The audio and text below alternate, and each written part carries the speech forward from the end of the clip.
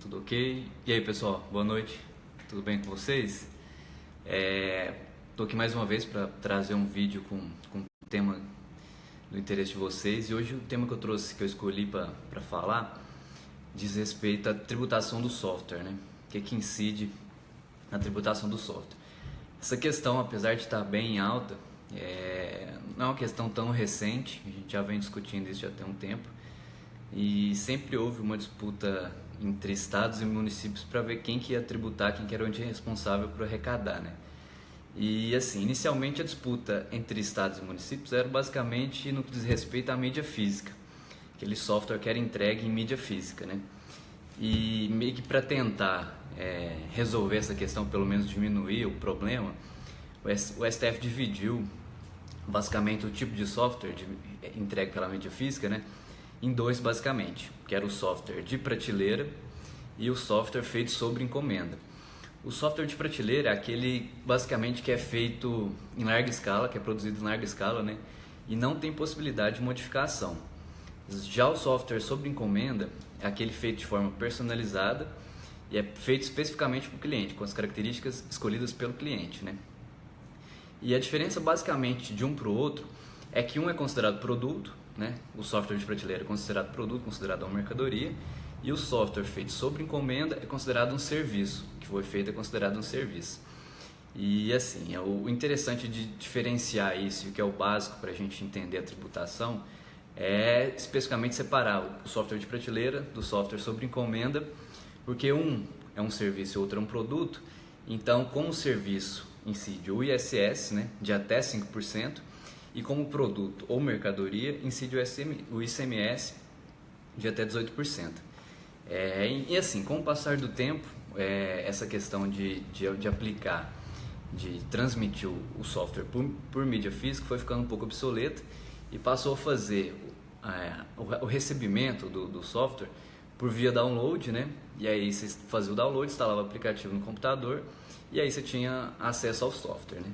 E aí nesse momento passou-se a discutir se pelo fato de não ser mais feito a transmissão por mídia física, mas sim por download, né? Se isso tiraria a característica de ser considerado mercadoria e produto e, portanto, não seria aplicado o ICMS. Isso era a discussão na época, né? E aí foi então que em 2005 o CONFAS criou o convênio 181, que autorizou os estados a reduzir um pouco a capacidade, a carga tributária do ICMS, reduzir um pouco a base de cálculo dele. E nessas operações com software, com programas, jogos eletrônicos, aplicativos, teve a possibilidade de receber um desconto, né? Diminuir a base de cálculo. E assim, com isso ficou implícito que tanto a mídia física quanto aquelas que eram obtidas por download, no caso do software de prateleira, né, ainda incidiam o ICMS, portanto era considerado ainda produto e mercadoria, né? Isso foi a discussão da época. Mas aí evoluindo ainda mais, passou-se de mídia física para download e chegamos no momento que o software agora é feito, você tem acesso ao software por meio da internet, né, que é o acesso na nuvem que a gente fala.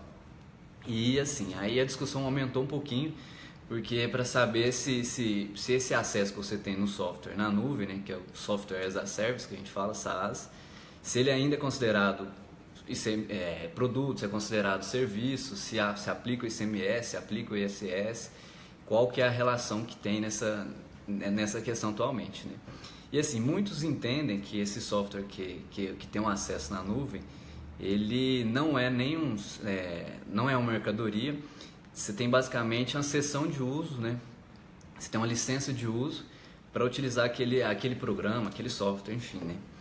E assim, para complicar um pouquinho mais a questão, em São Paulo, esse ano eles criaram um parecer normativo 1 de 2017, que eles tentaram uniformizar um pouco o enquadramento tributário desse tipo de software, né?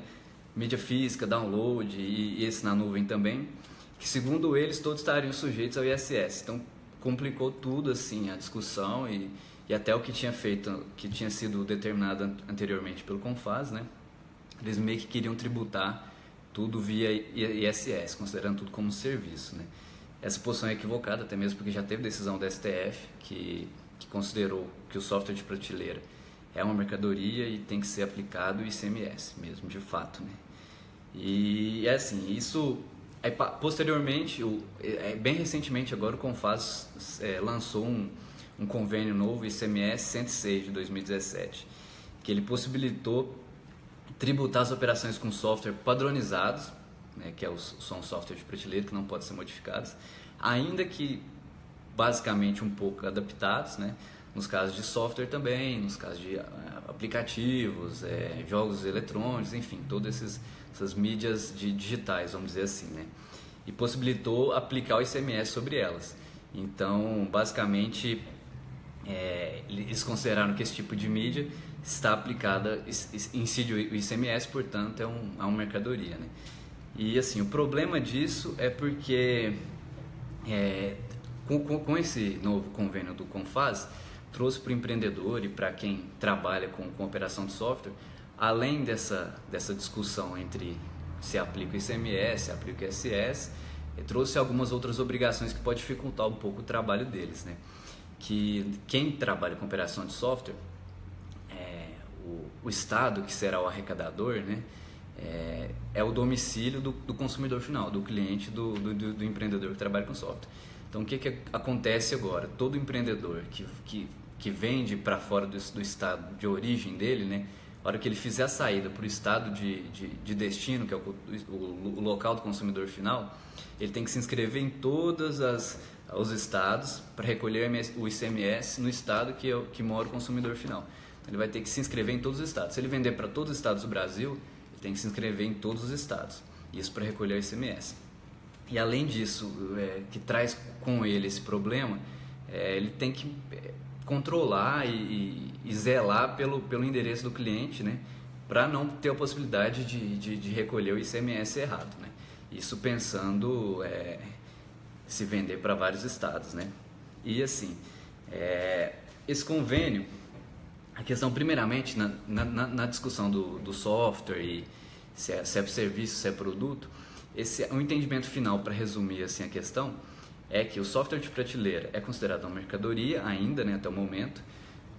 Aquele software que é personalizado é considerado um serviço, e o software que é obtido acesso remoto, né, que o servidor é remoto, que não tem instalação no computador, você acessa ele de forma remota, na nuvem mesmo, é considerado um serviço, né, uma mera sessão de uso ali, e pelo fato de a empresa prestar o serviço de assessoria para tirar alguma dúvida, para meio que também fazer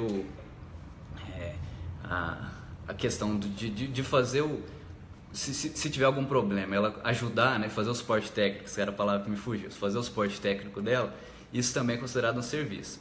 Então, assim, essa questão está bem complicada, tem várias discussões a respeito, tanto o Estado quanto o município querem tributar e arrecadar sobre isso. Provavelmente vai ter alguma decisão nessa questão de tributação do software, porque o Confaz não é um ente tributável para legislar sobre o ICMS, então provavelmente ainda vai ter alguma decisão, o STF provavelmente vai se manifestar também, e futuramente pode ser que tenha uma nova decisão que modifique tudo que está acontecendo agora. Então a dica que a gente dá para o empreendedor é sempre buscar informações, né? Não recolher, não fizer pagamento sem consultar alguém especializado, tanto um advogado especializado, um contador também, e ficar atento às novas modificações, que provavelmente vai ter alguma decisão futura e recente e que vai discutir isso daí também. Mas basicamente o que eu tinha para falar para vocês era isso. Se tiver alguma dúvida, pode entrar em contato com a gente, né? E nós estamos à disposição para ajudar. E se surgir alguma modificação, que provavelmente acontecerá, a gente vai informar também, tá bom? Isso é o que eu tinha para falar hoje. Um abraço para vocês. Tchau, tchau.